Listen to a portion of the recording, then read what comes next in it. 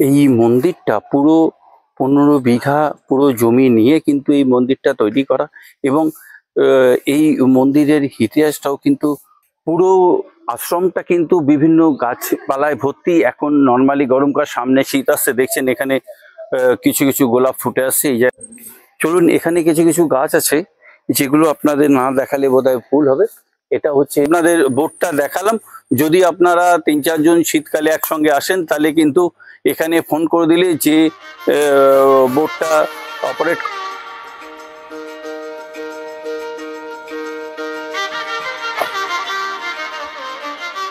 এই বাগনান স্টেশন থেকে Bagnan bus stand মোটামুটি 1-2 মিনিটের হাঁটা পথ। এই গাছটার কি নাম যদি জেনে থাকেন তাহলে অবশ্যই কমেন্টসে জানাবেন। আমি জানি না এই গাছটার কি নাম, কিন্তু টোটালটাই এইভাবে আছে। খুব সুন্দর লাগলো। সুপ্রভাত বন্ধুরা, আরো একটা নতুন সকাল, আরো একটা নতুন ভিডিওতে আপনাদের সবাইকে স্বাগত জানাই। আমি সঞ্জয়, আর আপনারা দেখছেন ট্যুর প্ল্যানার সঞ্জয়। আমি এখন আছি ব্যান্ডেজ স্টেশন। আমি এই ব্যান্ডেজ স্টেশন থেকে যাব প্রথমে হাওড়া, সেখান থেকে বাগনান হয়ে আরো যাব আমি একটা নতুন মন্দির। সেই মন্দিরটা হচ্ছে দামোদর নদীর তীরে শান্ত স্নিগ্ধ পরিবেশে, এবং সেখানে গিয়ে আমি কিন্তু 4টি মন্দির দেখবো, এবং সেই মন্দিরের সমস্ত ডিটেলস থাকবে এই ভিডিওতে। কিভাবে যাবেন, ভোগ প্রসাদ পাওয়া যায় কিনা, ভোগ প্রসাদের মূল্য কত, থাকার কি ব্যবস্থা আছে, সমস্ত তথ্য থাকবে এই ভিডিওতে। তাহলে আমার সঙ্গে আপনার আবার দেখা হচ্ছে হাওড়া স্টেশন।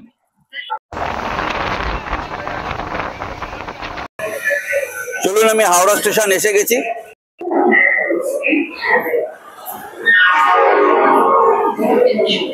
থেকে এসে এখন আছি 19 নম্বর প্ল্যাটফর্মে। আমি এখান থেকে যাব উদং কালীমাতা আশ্রম। এই কালীমাতা আশ্রম আপনারা কিভাবে দুইভাবেই যেতে পারেন, এক হচ্ছে বাসে এবং ট্রেনে। আমি ট্রেনে করে যাচ্ছি, এবং ট্রেনে কিন্তু আপনারা বাগনান হয়েও যেতে পারেন, আমতা হয়েও যেতে পারেন। আমি নর্মালি বাগনান হয়ে যাব, কেন আমতা দিয়ে গেলে আমতার ট্রেন কিন্তু প্রায় 1.5 থেকে 2 ঘন্টা অন্তর অন্তর আমতার ট্রেন আছে। আর যদি বাগনান হয়ে যায় তাহলে কিন্তু 15 মিনিট অন্তর বাগনান যাওয়ার ট্রেন পেয়ে যাবে। আর যদি বাসে করে যান তাহলে কিন্তু হাওড়া বাস স্ট্যান্ড থেকে আপনাদের বাস ধরতে হবে, আমতাগামী বাস, এবং হাওড়া থেকে আমতা যেতে সময় লাগবে প্রায় 1 থেকে 1 ঘন্টা 45 মিনিট মতো, এবং ভাড়া পড়বে 50 টাকার মধ্যে। সেখান থেকে যদি আমতার বাসে যান তাহলে কিন্তু যেতে গেলে আপনাকে ফার্স্টে গিয়ে কলাতলা বলে একটা স্টপেজে নামতে হবে, এবং সেখান থেকে আপনাকে টোটো অটো করে যেতে হবে উদং কালীবাড়ি। আর যদি প্রাইভেট যে দীঘা যাবার বাসগুলো আছে সেই বাসেও যেতে পারেন। সেই বাসে গেলে আপনাকে বাগনান হাই রোডের উপর নামতে হবে, সেখান থেকে যেতে হবে বাগনান বাস স্ট্যান্ড, এবং সেই বাগনান বাস স্ট্যান্ডের তারপর সেই বাগনান বাস স্ট্যান্ড থেকে আবার আপনাকে বাগনান থেকে আমতাগামী যে বাস আছে সেই বাসে করে যেতে হবে। চলুন, আমার ট্রেন এখন ছেড়ে দিয়েছে এই হাওড়া স্টেশন। আমি এখান থেকে যাব বাগনান। এবার আপনার সঙ্গে কথা হচ্ছে বাগনান স্টেশনে গিয়ে।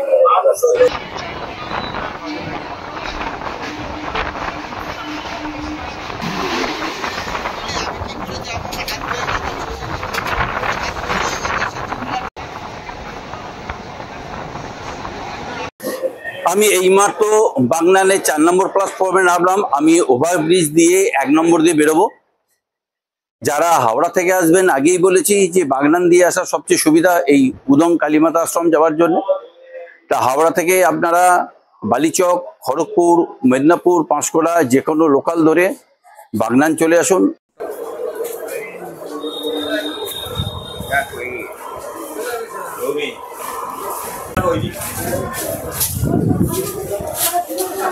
এটা হচ্ছে বাগনান স্টেশন। আমি এই স্টেশন থেকে বেরিয়ে এলাম, 1 নম্বর প্ল্যাটফর্ম থেকে বেরিয়ে এলাম। বেরিয়েছে আমাকে এখন এই স্টেশন থেকে বেরিয়ে ডান দিকে গেলে কিন্তু আপনি বাস স্ট্যান্ড পাবেন। চলুন, আমি এই রাস্তা ধরে কিছুটা যাই, গিয়ে কিন্তু বাস স্ট্যান্ড পাবো। আমি ওখানে গিয়ে তারপর বাস ধরবো। এই বাগনান স্টেশন থেকে বাগনান বাস স্ট্যান্ড মোটামুটি 1-2 মিনিটের হাঁটা পথ। চলুন সামনে যাই, গিয়ে ওখানে গিয়ে কথা হচ্ছে। আর যারা হাওড়া থেকে আসবেন বাগনান আসতে মোটামুটি 1 ঘন্টা থেকে 35 মিনিট সময় নেয়, আর ভাড়া 30 টাকা মতো পড়ে। চলুন সামনে যাই, তারপর আবার আপনার সঙ্গে কথা হচ্ছে। চলুন, আমি এখন আমতাগামী বাসে বসে পড়েছি। আমি এখান থেকে যাব ফতেপুর। এই ফতেপুর যেতে সময় লাগবে 20 থেকে 25 মিনিট, এবং ভাড়া পড়বে 20 টাকা মতো। চলুন তাহলে ফতেপুরে নেবে আপনার সঙ্গে আবার দেখা হচ্ছে।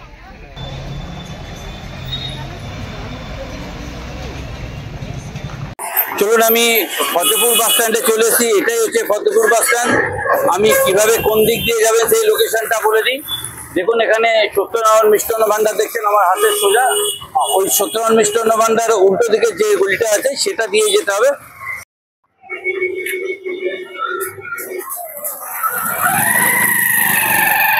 আমরা এই বটগাছের তলা দিয়ে ঢুকে যাব উদং কালীবাড়ি।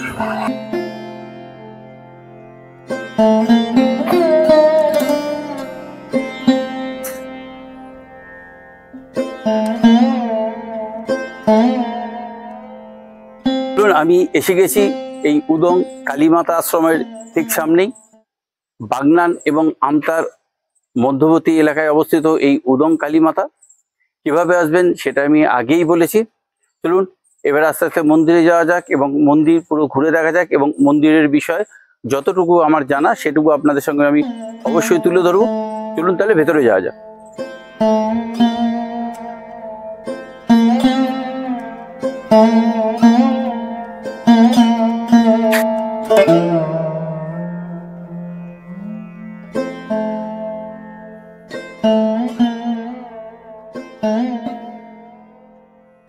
আমি আশ্রমে প্রবেশ করে অবাক হয়ে গেছি।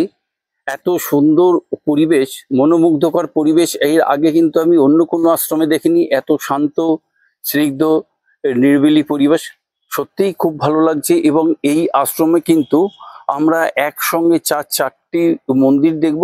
চলুন আগে আশ্রমটা আস্তে আস্তে ঘুরে দেখি, তারপর আপনাদের সবটাই জানাচ্ছি।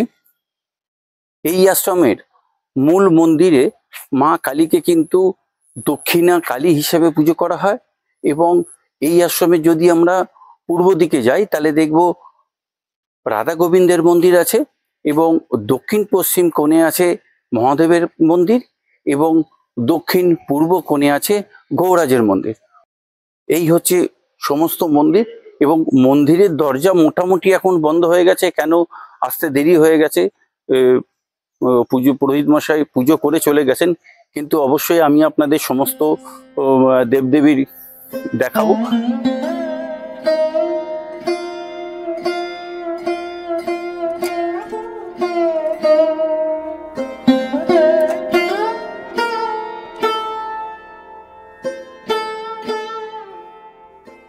চলুন, এটা হচ্ছে রাধাকৃষ্ণ মন্দির। প্রথমে আমরা রাধাকৃষ্ণ মন্দির দর্শন করব। এবং দেখুন মন্দিরটা কিন্তু শ্রী চৈতন্যদেবের, মহাপ্রভু বা কৃষ্ণের সমস্ত লীলাগুলো সুন্দর করে ফুটিয়ে তোলা হয়েছে পুরো মন্দিরে। চলুন এক এক করে আমি দেখাচ্ছি।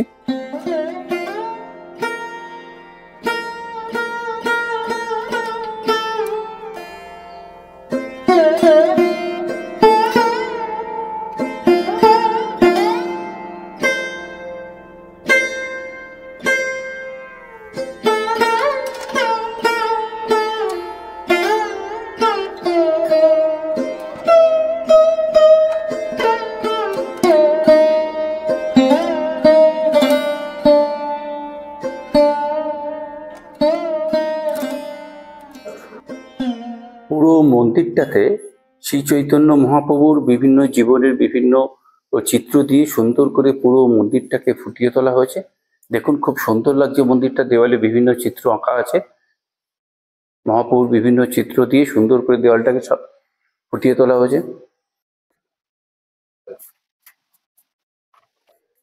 এই আশ্রমের মূল মন্দির হচ্ছে মা কালীর মন্দির, এবং এখানে মা কালীকে দক্ষিণা কালী হিসেবে পূজিত হয়। এবং এই মন্দিরে দেখুন দুই পাশে রামকৃষ্ণ এবং সারদা মায়ের দুটি মূর্তি আছে। চলুন, পুজো হয়ে গেছে, নিত্য পুজো হয়ে গেছে, সেই জন্য পুরোহিত পুজো করে চলে গেছেন। আমরা এখান দিয়ে মাকে দর্শন করব।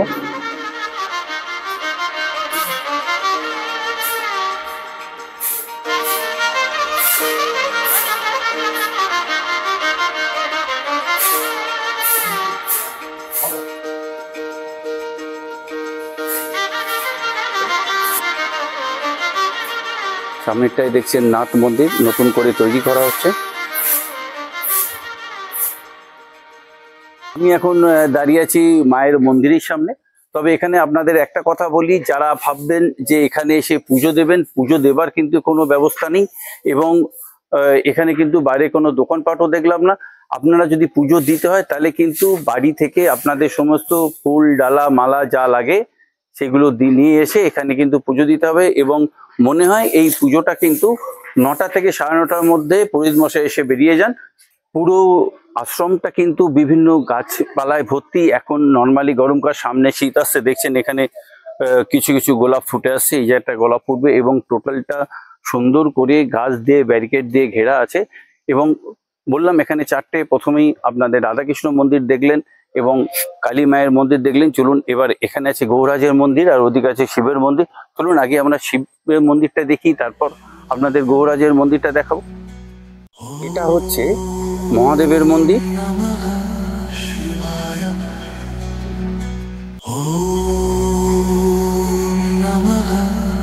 চলুন, সামনে নন্দী মহারাজ আছে,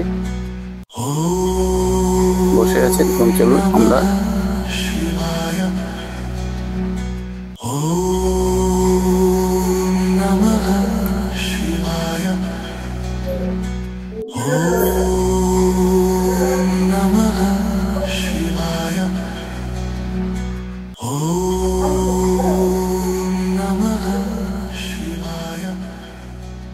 এই মন্দিরে শিব পুজোর দিন থেকে পরস্পর 3 দিন খুব ধুমধাম করে শিব পুজো হয়। এবং শিব পুজোর পর যে অমাবস্যাটা পড়ে সেই অমাবস্যায় কিন্তু এখানে মায়ের বাৎসরিক, এই যে দক্ষিণা কালী দেখলেন, এই মায়ের বাৎসরিক পুজো হয়। এবং সেই সময় কিন্তু, এবং তার পরের দিন কিন্তু অন্নকূট হয়। এই সময় কিন্তু এখানে প্রচুর লোকের সমাগম হয়। অবশ্যই আপনারা সময় পেলে সেই সময় এই মন্দিরে অবশ্যই আসবেন। এই মন্দিরটা পুরো 15 বিঘা পুরো জমি নিয়ে কিন্তু এই মন্দিরটা তৈরি করা। এবং এই মন্দিরের ইতিহাসটাও কিন্তু খুব ইন্টারেস্টিং। চলুন সেই বিষয়েও আমি আপনাদের সামনে যতটুকু জানি সেটুকু তুলে ধরছি। যতদূর জানা যায়, দামোদর নদ, যার অপর নাম বাংলার দুঃখ, এই অঞ্চলের ত্রাস ছিল। ভাদ্র আশ্বিন মাসে দামোদরের ভয়াবহ বন্যা এই অঞ্চলের মানুষজনকে ভীষণভাবে ক্ষতিগ্রস্ত করত। এবং তারপর শুরু হতো মহামারী। উদংগ্রাম কার্যত শ্মশান ভূমিতে পরিণত হতো। এর ফলে গ্রামের মানুষ ঈশ্বরের দ্বারস্থ হন ও বিভিন্ন মন্দিরে শুরু হয় পুজো অর্চনা। এই প্রেক্ষাপটেই উৎসাহিত হয় উদং কালীমাতা আশ্রম। উদংগ্রামের কিছু বিশিষ্ট বাসিন্দার আন্তরিক প্রয়াসে বাঁশের দরমাযুক্ত টিনের ছাউনি বিশিষ্ট মন্দির করে শুরু হয় মৃন্ময় মূর্তির প্রতিষ্ঠা। বেশ কিছুদিন কেটে যাবার পর 1349 সালে সেই বিধ্বংসী ঝড়ে মায়ের মূর্তি সহ মন্দির নষ্ট হয়ে যায়। এরপরই ঘটে অলৌকিক ঘটনা। স্বর্গীয় দেবেন দত্তের জামাই আসেন শ্বশুর বাড়ি। রাতে গভীর নিদ্রায় দেখেন যে, নব, আমার মন্দির ভেঙে গেছে, আমার মন্দির গড়ে আমার মৃন্ময় মূর্তি প্রতিষ্ঠা কর, তোর মঙ্গল হবে। পরের দিন নবকুমার বাবু ভগ্ন মন্দির দেখতে আসেন। গ্রামবাসীদের সাথে আলোচনা করে মদন ও নীলকণ্ঠকে মাতৃমূর্তি তৈরির দায়িত্ব দিয়ে যান। সেই সময় স্বর্গীয় নদের চাঁদ সাহা ও স্বর্গীয় ভজহরি ঘোষাল মন্দিরের জমি দান করে। এইভাবেই উদং কালীমাতা আশ্রম স্থান করে নেয় পশ্চিমবঙ্গ তথা হাওড়া জেলার পর্যটন মানচিত্রে। চলুন, এখানে কিছু কিছু গাছ আছে যেগুলো আপনাদের না দেখালে বোধহয় ভুল হবে। এটা হচ্ছে রুদ্রাক্ষ গাছ, এবং এটা দেখছেন এটা হচ্ছে চন্দন গাছ।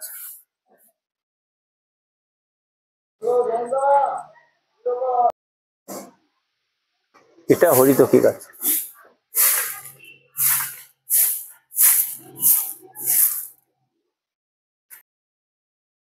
এই গাছটার কি নাম যদি জেনে থাকেন তাহলে অবশ্যই কমেন্টসে জানাবেন।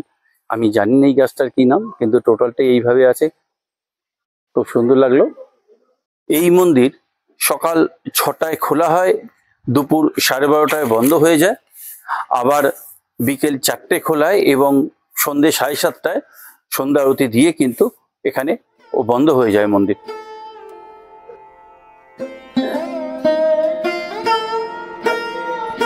এটা হচ্ছে গহরাজের মন্দির।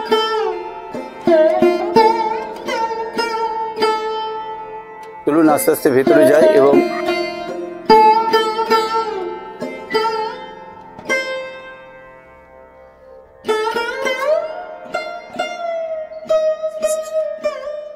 এই দিকটা কিন্তু প্রচুর পাখি আছে। যারা বাচ্চা আসবে তারা দেখো বদ্রিতে ভর্তি, মোটামুটি বদ্রি পাখিতে ভর্তি। এখানে প্রচুর কিন্তু পাখি আছে, বিভিন্ন ধরনের পাখি আছে, দেখতেই পাচ্ছ ভেতরে।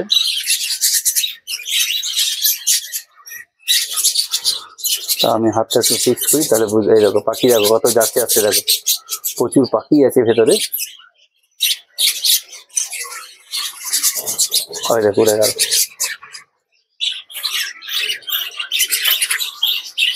এখানে প্রচুর বদ্রি পাখি আছে এবং এইখানে বাচ্চারা যদি আসে তাহলে দেখুন ওইখানে দেখো বাচ্চাদের স্লিপ খাবার জায়গা আছে, স্লিপের ব্যবস্থা আছে।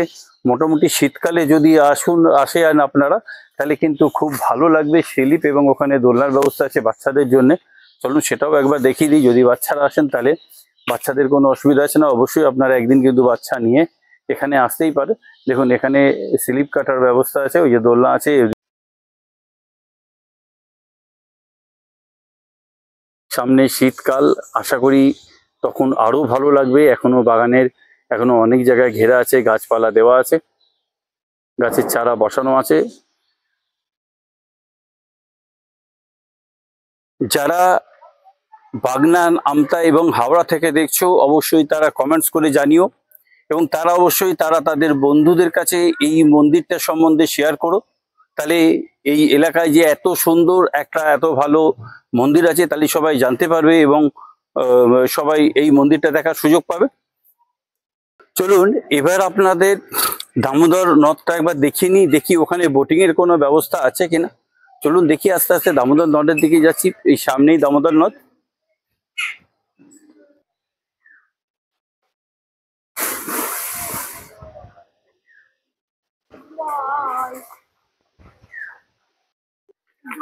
আপনারা দেখতেই পাচ্ছেন এখানে কিন্তু বোটিং এর ব্যবস্থা আছে। এখানে এলে যোগাযোগ করলে বোটিং করতে পারবেন এই দামোদর নদীতে। দেখুন এটা হচ্ছে দামোদর নদ।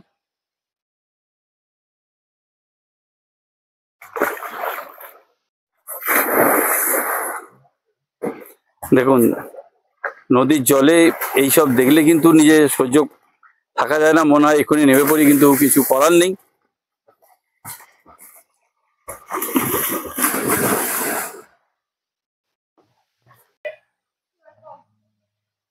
এবং আমি যে আপনাদের বোটটা দেখালাম, যদি আপনারা 3-4 জন শীতকালে একসঙ্গে আসেন তাহলে কিন্তু এখানে ফোন করে দিলে যে বোটটা অপারেট করে সে কিন্তু এসে আপনাদের বোটে করে ঘুরিয়ে দেবে।